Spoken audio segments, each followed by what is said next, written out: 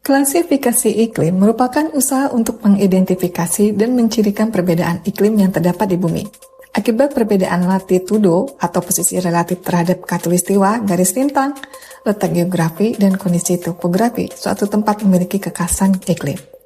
Maka dari itu, pembagian iklim di dunia dapat dibedakan berdasarkan klasifikasi yang dilakukan oleh para klimatologi. Sebelum membahasnya, jangan lupa untuk subscribe Halo Edukasi ya.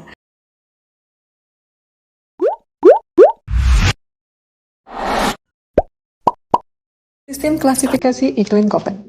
Sistem klasifikasi iklim Köppen ini paling sering digunakan di dunia yang berdasarkan pada rata-rata suhu tahunan dan bulanan, dan vegetasi asli. Menurut Köppen, iklim di dunia terbagi menjadi 5 kelas yang disimbolkan dengan huruf A sampai I. Iklim hujan tropis dengan simbol A. Suhu berkisar antara 18 derajat Celcius hingga 30 derajat Celcius dan memiliki curah hujan setiap bulannya sebesar lebih dari 60 mm. Vegetasi yang tumbuh subur adalah ekosistem hutan hujan tropis. Iklim kering, simbol B. Curah hujan yang terjadi merata sepanjang tahunnya. Suhu berkisar antara 19 derajat Celcius hingga 32 derajat Celcius. Dan vegetasi yang tumbuh subur adalah bioma stepa dan pada pasir atau bioma gurun. Iklim sedang, simbol C. Suhu terbagi menjadi dua, yaitu suhu musim dingin yang berkisar antara minus 3 derajat Celcius sampai kurang dari 18 derajat Celcius, dan suhu musim panas berkisar lebih dari 10 derajat Celcius. Pada iklim ini, suhu selalu lembab sepanjang tahunnya dan bersifat kering pada musim dingin dan panas. Curah hujan setiap bulannya sekitar lebih dari 60 mm. Iklim dingin, simbol D. Suhu rata-rata adalah minus 3 derajat Celcius sampai lebih dari atau kurang dari 10 derajat Celcius. Iklim ini bersifat dingin dan kering. Iklim kutub, simbol E.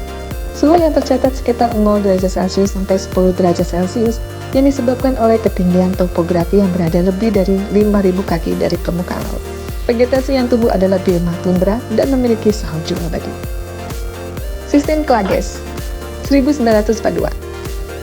Sistem ini membagi iklim berdasarkan aliran angin dan curah hujan secara global yang meliputi zona ekuatoria. Kawasan ini memiliki ciri basah dan hujan tropis yang sifat hujannya adalah hujan muson.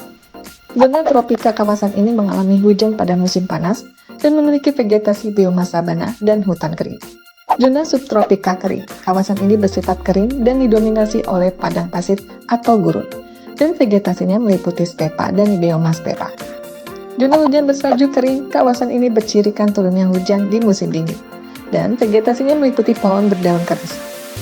Zona ekstratropika. Kawasan ini mengalami hujan sepanjang tahunnya dan vegetasinya meliputi hutan heterogen dan pohonnya memiliki daun yang lebar. Zona subkutub. Kawasan ini memiliki hujan yang terbatas di sepanjang tahunnya dan hutan konifer mendominasi vegetasinya.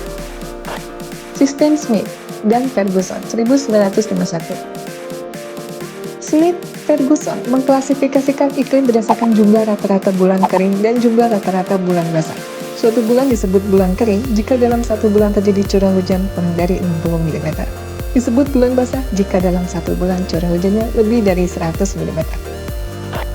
Sistem Alderman 1975.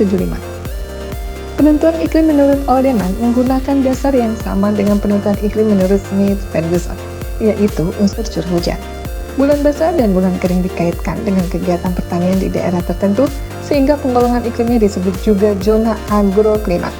Misalnya, jumlah curah hujan sebesar 200 mm tiap bulan dipandang cukup untuk membudidayakan padi sawah. Sedang untuk membudidayakan palawija, jumlah curah hujan minimal yang diperlukan adalah 100 mm tiap bulan. Selain itu, musim hujan selama 5 bulan dianggap cukup untuk membudidayakan padi sawah selama satu musim. Dalam metode ini, dasar penentu bulan basah, bulan lembab, dan bulan kering sebagai berikut. Bulan basah apabila curah hujannya lebih dari 200 mm. Bulan lembab apabila curah hujannya 100 hingga 200 mm. Bulan kering apabila curah hujannya kurang dari 100 mm. Sistem Junghun. Iklim menurut Junghun mengklasifikasikan iklim berdasarkan ketinggian tempat dan mengaitkan iklim dengan jenis tanaman yang tumbuh dan berproduksi optimal sesuai suhu di habitatnya. Junghun mengklasifikasikan iklim menjadi 4.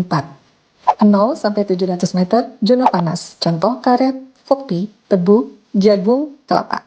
700 hingga 1500 meter, zona sedang. Contoh teh, kinang. 1.500 hingga 2.500 meter, zona sejuk. Contoh, pinus. Kurang dari 2.500 meter, zona dingin. Contohnya, lumut.